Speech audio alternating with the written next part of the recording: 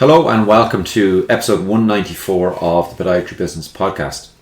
So if you're working 6 days a week in your clinic and maybe you've got some associates helping you and maybe you feel like you don't have enough of a life or don't have enough money to show for the effort that you're putting in, well then this episode is designed for you. So I want to share with you a real conversation I had in the past week with a podiatry clinic owner. And I know this podiatry clinic owner listens to this podcast because they told me so. So you're probably listening to this and recognize who you are. And this is done to help you and others like you. Now, the thing about it is that this conversation was not at all unusual. It's actually the more common situation that I see with podiatry clinic owners in the UK. And that's exactly the point I'm trying to make with this podcast, that you're not alone. If you're listening to this and it resonates with you, this is super common. So what was stopping this person from changing wasn't the lack of options, it was fear. So this person had reached out to me because they wanted help with their business and with the situation that they found themselves in with the business. So they've been open for a few years. They were working up to 6 days a week. They had some part-time associates who were doing kind of evenings, maybe a Saturday, that kind of stuff on a high percentage, which, can work sometimes. It really just depends on the situation. And they said something to me that I hear far more often than they thought, and that actually then I think most clinic owners realize, and that is that they felt that they needed to get their life back, that they had no free time, that the effort just did not feel worth it. So the amount of hours that they were putting in just didn't give back the rewards. Emotionally, it was draining them. And financially, they were probably going to make more money if they'd got a full-time job somewhere else, maybe gone back to working in the health service where they had been before. Now, this is the bit that matters, and this is the bit I really want you to take away from it. We didn't end up working together as of recording, not because this person wasn't smart, not because she didn't recognize that I could help her, or that she didn't recognize she needed the help, not because she didn't recognize that she could do better with her business. The reason was very simple, and I see this all of the time, and it stops people making changes to their business, and that was that she was afraid of change that would be required, which is totally normal. I remember before I ever got anybody to help me in my business, I spent 2 years, a full 2 years, watching what they were doing, listening to this, reading their podcasts or whatever. And then 2 years I reached out. And the reason I didn't do anything for 2 years was because I was afraid. I was afraid of taking a step. And my personal experience was, if I could go back to that person, I would have said, do it now. And I would say to them, do it as soon as you can. I wish I had in my business. I spent 12 years slogging in my business, not making enough money to make it worth the while, even though I was working crazy hours. And if I could, I'd love to go back to that guy who started the clinic in day one and said, listen, go and get yourself some help. There are people out there who can help you. So why does fear show up, and why does it stop us?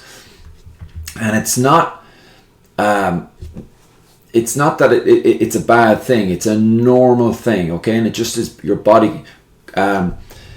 It's letting you know that there's something going on that you just need to be aware. And when you run a clinic, when you run your own podiatry clinic, your brain is constantly doing risk management. You're thinking about the patients you're treating and the outcomes and so on. You're thinking about maybe any staff that you might have and the wages that you're paying them, and should I pay them an associate wage rather than an employee wage because it might reduce the risk and so on. You're thinking about your reputation, and I think we tend to think about the reputation not just to patients but to other medics and to even other podiatrists, our peers essentially. We worry about the costs, the rents, the overhead, the consumables. Should I give a off-the-shelf orthotic rather than a casted orthotic, because maybe if I give a casted orthotic and it doesn't work as well as I might, it costs me money, there's a risk, and so on and so on. And then someone like me comes along and says, you need to change the plan. Your brain doesn't hear opportunity. What your brain does is it hears risk. okay? And risk equals fear, okay? And fear usually sounds like things like, well, if I spend the money and get the help and it doesn't work, what do I do then? Or what if I change things and it makes things worse? What if I change my pricing and everybody starts to complain and give out to me? What do I do? What if I'm the problem? What if I'm not able to be the kind of person who can build a business that gives me the outcome I want? What if I'm too late? What if I've left it too long? What if I'm 12 years in, like me, and it's just too late? And if I do go and make a change, I almost have to admit to myself that I wasted 12 years. But the truth is that fear doesn't mean you can't make change. It shouldn't stop you. Fear simply means that this matters, okay? That something is not right and you've got to make a change. And the real risk for you, if this resonates with you and you feel you're in this position, is that the real risk is staying the same. Most clinic owners think that the risky choice is going to be making a change, but if you're already exhausted, if you're already overpaid, you're burnt out, you're stuck in the business, then actually staying the same is going to be the biggest risk for you. You only have one life, and what you don't want to do is get towards the end of your career and wish you had made a change earlier, because staying the same is the only thing that will guarantee you the outcome. And it will guarantee you the same hours, the same stress, the same ceiling on the income that you have. And then the same loop. I'll sort it later on. I'll sort it when things calm down, when this happens, when that happens. And let's be honest, it rarely calms down. It rarely changes, because unless you make a change, you're not going to see any difference. You can't get new result using the old plan. The old plan has got you to where you are, but to get to the next step, you're going to have to change the plan. What I want you to really remember here is, if I want things to change in my business, then I need to change the plan that I'm using right now, because it's not getting me where I want. And what you're not going to do is, you're not going to get more freedom by squeezing in more hours or squeezing in more patients. You don't really get more profit by trying harder. You get more profit and a better business and a better life for yourself by applying smart business principles to your business. At some point, your clinic has to stop being just a job you own and start being a business that supports you and supports your lifestyle. So if we talk about comfort zone, okay, your comfort zone isn't comfortable because it's good. It's comfortable because it's familiar, okay? Now, familiar can keep you miserable. If you're miserable now and you stay in your comfort zone, you'll still be miserable in time. And it feels safer, though, to stay. Your brain tells you, your subconscious tells you, it feels safer stay where you are rather than risk and move into the unknown, to move outside that comfort zone. And growth will always feel uncomfortable, no matter what level you're at. So I have built my business up to one where it's not really necessary for me to treat patients if I don't want to. I have a fantastic team works for me. I have coached other clinics to do the same thing for years. And I'm now moving on and I'm doing something new, a much larger project. And for me, it's moving me significantly outside of my comfort zone. But I know that that's okay. I recognize it. And growth will feel uncomfortable for you because you're suddenly having to look at numbers that you've been avoiding because you didn't want to know the bad news. You're suddenly having to fix follow-up, maybe in your marketing, or implementing marketing that you've never done before. Maybe you know that you're going to have honest conversations with your staff and honest conversations with yourself. Maybe you're going to have to invest money in your marketing systems before you feel ready, or even before the business can really afford it. So I have a client at the moment who is redoing their website, and it's going to cost them money. And, margins are tight, but they recognize if they don't actually build a marketing system, they're not going to be able to scale that business at the speed that they want. So discomfort isn't danger. Moving out of your comfort zone isn't dangerous. It's just your nervous system telling you, look, you're moving to a next level. So if you're listening to this and you're thinking, that's me, then we're not trying to eliminate fear, okay? What we're trying to do is, because that's not really possible, we can't ignore it. What we're trying to do instead is we're going to try and build a plan that makes fear smaller, that reduces the danger. Okay, and you can do this essentially by using data, using systems that other people have done, and implementing them. So I want to give you kind of a simple framework that you should be looking at. So what you want to do first is you want to decide what you actually want for yourself. I want to work 4 days a week. I want to treat these type of patients. I want to do these many hours. I want to earn this much money. That's the first thing you actually do. You figure out what you actually want. Then what we do is we look at the bottlenecks. What's stopping you doing that? Is it that you don't have enough patients? Is it that you don't have enough hours? Is your pricing strategy all wrong? Do you not know your numbers? Do you have enough team? Is there systems in place that means that everything doesn't have to run through you all of the time, and hence you're the bottleneck? And then what we do is we say, okay, well, let's make one change that's going to create some momentum, that snowball effect. Maybe we're going to put in a system that we're going to start to know what numbers to track and how we're going to track them. Maybe we're going to put in a follow-up system to reactivate past patients. Maybe we're going to fix our marketing system or implement a marketing system, and so on and so on. But what we want to do is we want to make sure that our plans are not vague, because fear will love vague.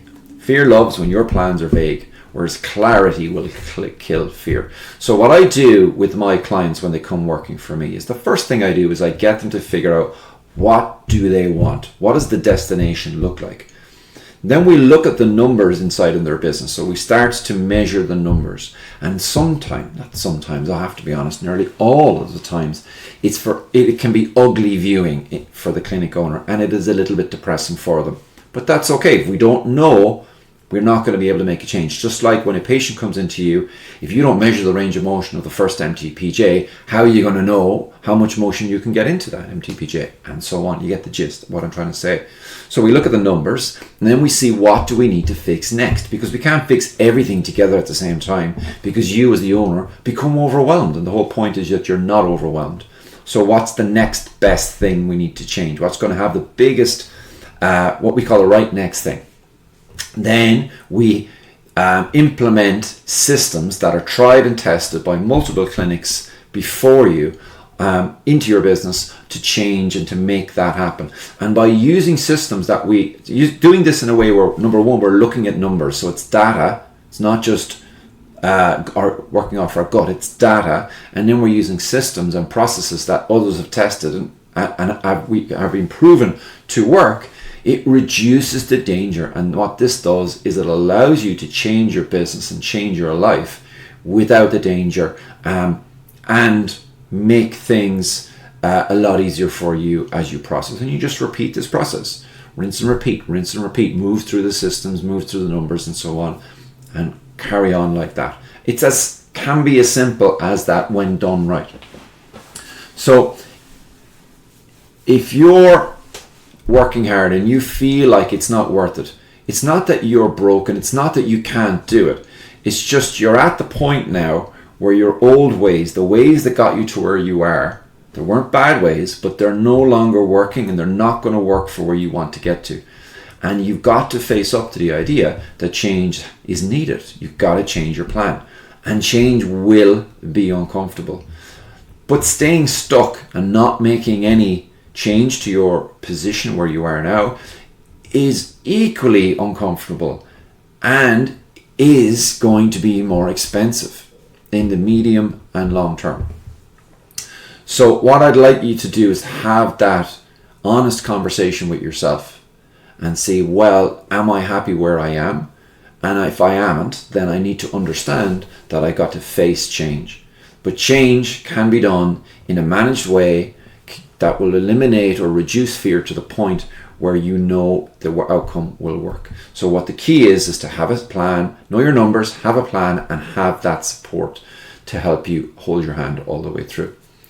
So if that sounds like something you want, okay, then that's what we do here in More Practice Profits. And if you want help mapping out what that change will look like and what the journey will be from where you are to where you want to get to, then your next step would be to book a 10-minute phone call with my team where we'll have a chat on the phone and we'll see if we think we can help you. If we think we can help you, we'll talk next steps. If not, we'll point you in the right direction. It's a free phone call. It's 5-10 minutes and it's not a sales call. If you want to book that, go to morepracticeprofits.com and book what we call a triage call.